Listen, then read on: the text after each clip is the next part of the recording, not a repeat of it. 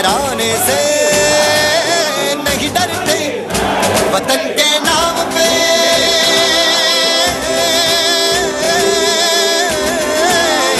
वतन के नाम पे हम सर कटाने से नहीं डरते.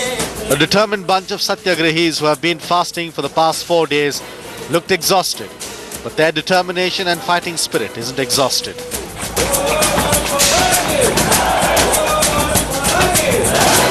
Freedom Park was full of life on day 4. Young India came in droves to express their solidarity with the people's movement.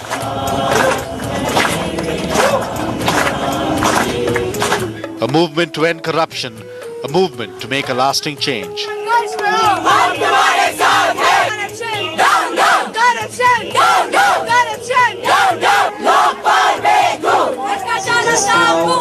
It's going to be a huge crowd which should bring our government to its knees because it's their own making. It's not a question of we sort of instigating people to come. No, they have all come voluntarily. They have not been brought in by bus or lorries and they have not been paid. As a matter of fact, here people pay for the expenses here. Whereas in other places they pay the expenses for the organizers. Therefore, when it is spontaneous and when you see it's growing from city to city, village to village and town to town, it is certainly an indication of the fact the pent-up feeling of the people against corruption and against corrupt leaders is the real strength of this thing. A few young Turks brought in a compilation of scams in post-independent India, starting with Jeep purchase scandal involving VK Krishna Menon, to Bofors and to the Commonwealth Games scam. Young India listed out scams with a strong message: enough is enough, not anymore. The one bad thing I feel is that India is still recognized as a developing country in the United Nations. With that much amount of money, $20.3 trillion US, it's 1/5 of the US democratic money.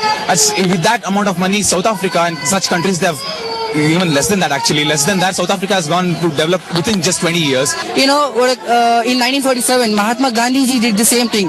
He united the India into one cause, independence. Now Anna Hazare is as same as Gandhi ji. He is uniting the whole country for fighting against this corruption.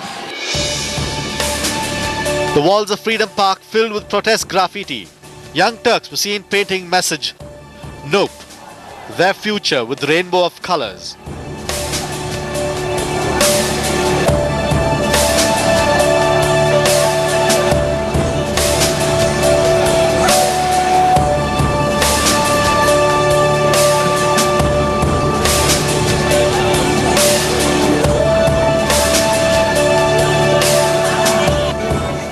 I try to depict all the countries and everybody getting united. My crown, it shows unity.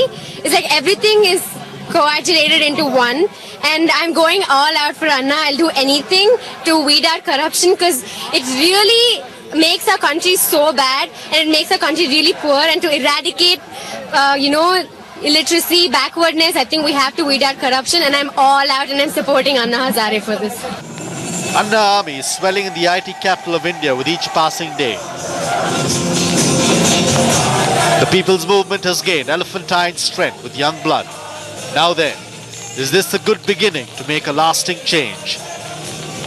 Only time will tell. A News 9 report. Low-lying areas of Namma Bengaluru are infested with mosquitoes. Palike in its budget has allotted a huge sum to control these irritating pests, but the ground reality seems to be different. The menace continues to haunt Bengalurians despite the fact that Palike pumps in crores to tackle pests every year. Certain localities of Bengaluru are infested by mosquitoes, and Namma Palike in every budget is allocating huge amount to drive these pests away. In the last budget, 6 crore rupees was reserved only to tackle the menace.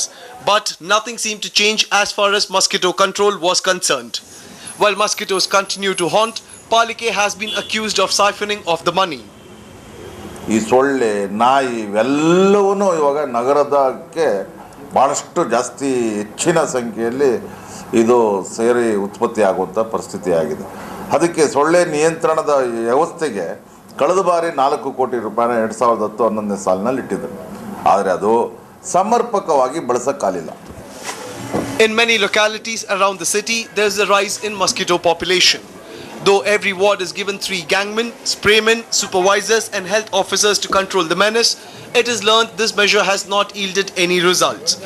According to the residents, the BBMP is not following the procedures scientifically.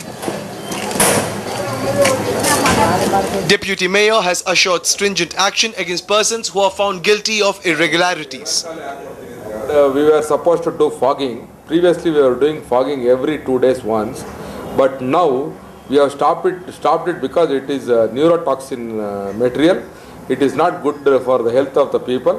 So now what we have done is we are doing it 15 days once, and it should not be done in a cloudy weather or when it is raining. If there is any misappropriation of money, we will definitely sternly act against the officials who are found guilty. While BBMP is trying to show that taxpayers' money has been utilized for developmental works in a measured way, major lapses are seen as far as implementation goes.